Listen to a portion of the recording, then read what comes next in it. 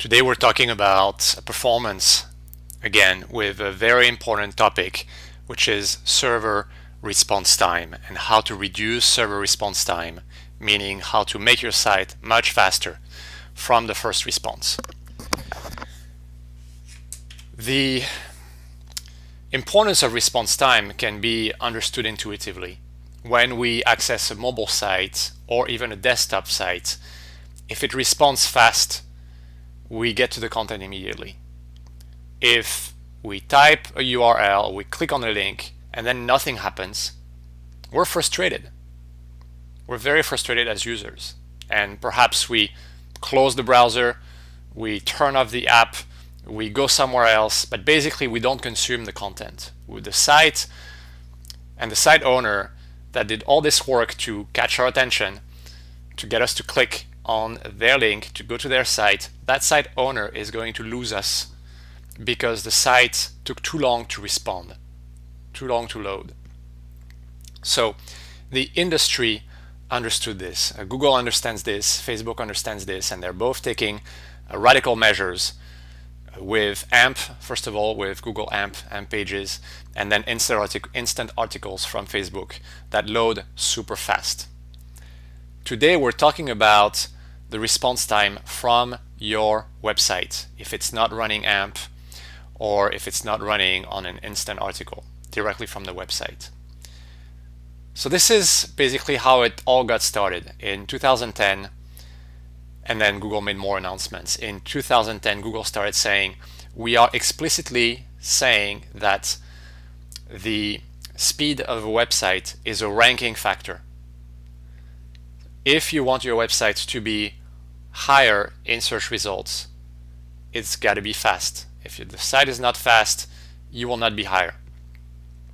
So it prompted the web community and the site owner community to really look hard at response time and total page load, because response time is only one factor in the whole user experience and the whole speed metrics of the website.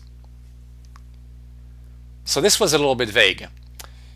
Now Google also gives you tools where you can measure a number of things on your site, how it performs, the JavaScript that you have, the plugins, and Google is getting more and more explicit as to what they expect from a site. So in this URL, for example, they provide a 200 millisecond response time threshold. If your site responds under 200 milliseconds, you're green. If it's above 200 milliseconds, you're yellow. And then they don't really say when you're red. I think it's about 500 milliseconds. If it's above 500 or 600, then it really becomes a problem. And that's where users really start losing attention and go somewhere else. Anyway, so in order for Google to be an effective search engine and for giving the users the right links to click on, it has this explicit bar. So if we test our own site, First Practica, on GTmetrix, gtmetrix.com, great place to test your site performance. When you click on a performance tab, you can see that there's a waterfall tab underneath that shows all of the timings of the page, and the very first one, which should be the page URL with a 200 response code, is the time to first byte, the TTFB, and that's the same as the response time. In that case, you can see that we got an 83 millisecond response time, which is okay.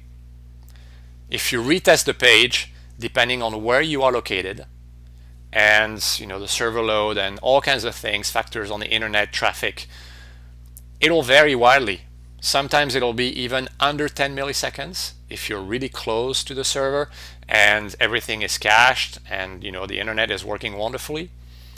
Sometimes if you're really far, if there's a lot of congestion on the internet, traffic, all of the hubs that the data packets have to go through, and of course they have to do the round trip to the server and back, it can be 300 milliseconds in the case of that site, and that's always varying because everything is getting tuned.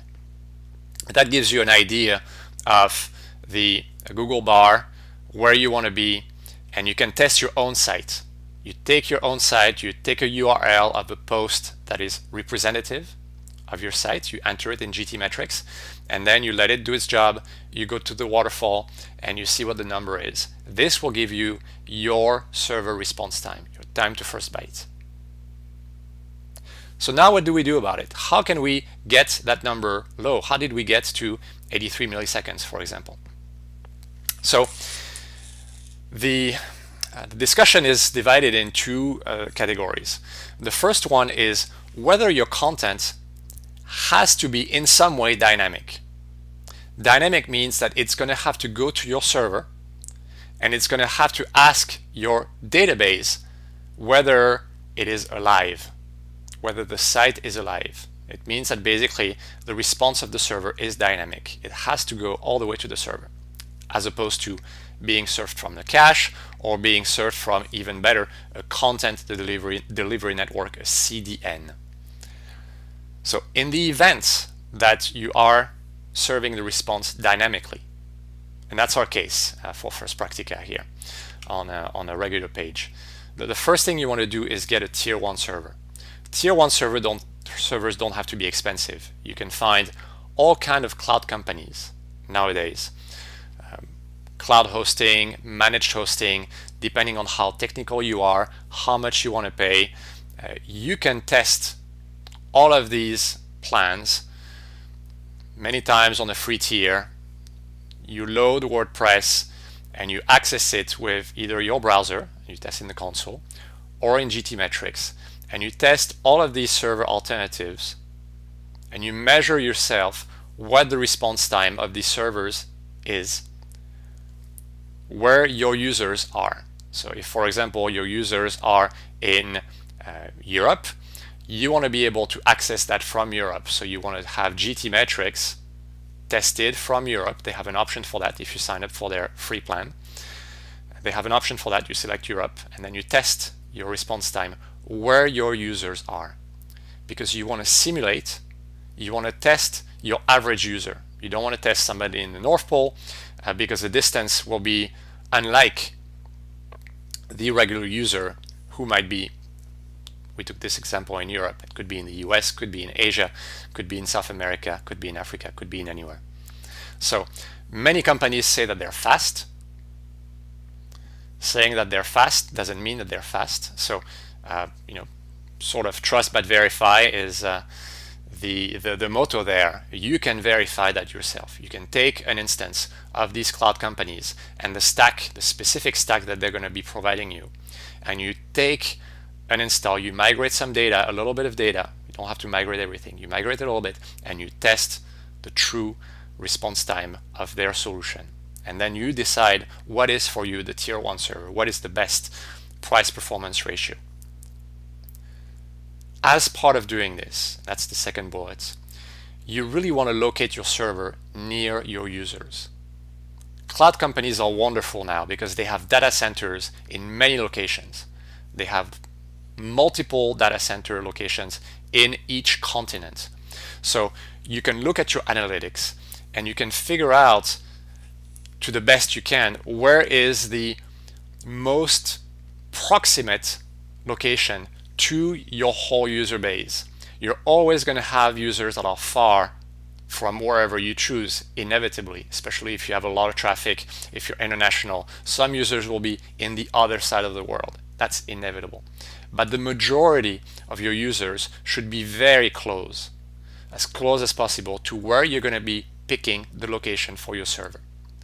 And the idea there is data can only go at a fraction of the speed of light. When we're talking about milliseconds and the fact that it has to do a round trip, so if I'm here in the US, the server is in Europe, my machine has to ping, go to Europe, do the distance, and then the server, once it responds, has to travel back. This whole round trip is the response time. So you can see that because we can only be as fast as the speed of light, and because the internet is not as fast as the speed of light. Of course, the distance is not straight, it goes in zigzags, and at each hub you have a little bit of latency. The travel speed over the wire is lower than the actual speed of light. So you want to be on a server that is as near as you can to your user because it's dynamic response. From there, you can do caching. Caching is wonderful because it offloads everything and it makes whatever is not dynamic static. So you have cache on your server. Can be static cache for WordPress, can be an Nginx reverse proxy, it can be many things like this. In addition, you can get a CDN like Cloudflare, like many of the CDNs out there, to offload the content that can be cached. The beauty of a CDN also is that it's all over the world. Unlike your server, you're going to have, in most cases, unless you're a really big company or you can afford a multi-region server architecture, you're going to have only one server backend. So only one place for the dynamic request. But the CDN is wonderful because if it has 50 locations, then your static data is in up to 50 places. And that data can be near every user base at the same time because it's copied in multiple places and it's static and it's cached. Then you have two more things to do. The next thing is, because it has to go to the database and your database has to respond, you want to remove all the things that are in the way of a database query. When a query comes to your site, if it runs PHP and Apache, the htaccess file, it's what's being checked for whether that request can access the site. Sometimes security plugins put a bunch of stuff in the htaccess file that they restrict against, and every visitor that comes to your site has to pass that test of the htaccess, and you have hundreds of lines of code that before it even gets to your database, it goes to the htaccess to make sure that it can be taken into the site. So that slows down things, obviously. So make sure that whatever you have there, if it's for security, it could be legitimate. Don't just open your site to hackers, but find the balance of an htaccess file or whatever is in the way to be as minimal as it's necessary. Same thing happens to the database. Once it gets to the database, you want your database to be as nimble and as simply designed as possible. Many times, because plugins get loaded and unloaded, even when they're unloaded, they leave things in database tables. They will create a database table and then the plugin gets deleted, but the database table remains.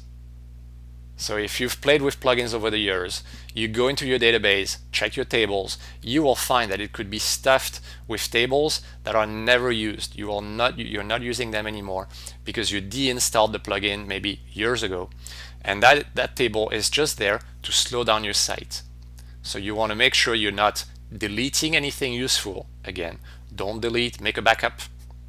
Always make a backup when you're going to be into the database and potentially removing things from the database. Always make a backup. And make that database lean. Last thing, every now and then there are middleware upgrades. PHP 7, as an example, has brought a huge upgrade in terms of performance versus the previous version, which was 5.6. PHP went from 5.6 to version 7. And on average, that's what we've seen in many of the sites, going from 5.6 to PHP 7 brought a 100% server response time gain. So just changing the PHP version accelerated the website 100% from the response time on version 5.6. Now, if your server response is statically generated, maybe that's kind of a French scenario. You're doing full page cache. I'm going to look at an example. Or your posts and pages on the server are fully static. If you're doing static pages, then you don't really need to worry very much about a tier 1 server except for capacity. You don't really need to worry about the database because in theory, if your content is fully static, it does not need to call the database. So if it's statically generated, then you should be fine with a CDN and a full cache. So let's take an example real quick at Cloudflare. And Cloudflare has two things that are interesting. Well, three, many, but let's look at three right now. So speed, they have a speed tab where you can, of course, minify. We talked about this with bandwidth on a previous post. Here you minify your code, which means that it's going to have a fewer footprint, lower footprint for the same content. It's just removing the unnecessary things. Cloudflare has something called Rocket Loader, which improves the load time for JavaScript. It may not help on server response time, but it's something to test. Many times, as of right now, because it's beta, Rocket Loader breaks things. So when you test it, check your site, especially if you're running ads, it will mess up with your ads. It will prevent your ads from monetizing and from loading. So be careful with Rocket Loader. But if you're not running ads, if your content is pretty much vanilla with some JavaScript that can be made faster, give it a try because that could really accelerate your page. In terms of caching, of course you want to just have standard caching unless you really want to go further than that. But what I wanted to show you was this, which is first practicahere.com. There's a cache everything setting. So right now it's off, but if I turn it on, if I turn on this setting, it will automatically cache everything in Cloudflare. It will make the first Practica site fully static. At the moment, we don't want that because we want to serve things dynamically. And even serving things dynamically, you can see that we're in 80 millisecond time ranges. So that's fine for us. We don't need it. But if you want to push things, caching everything here will make your time to first byte. It will make your server response time probably faster.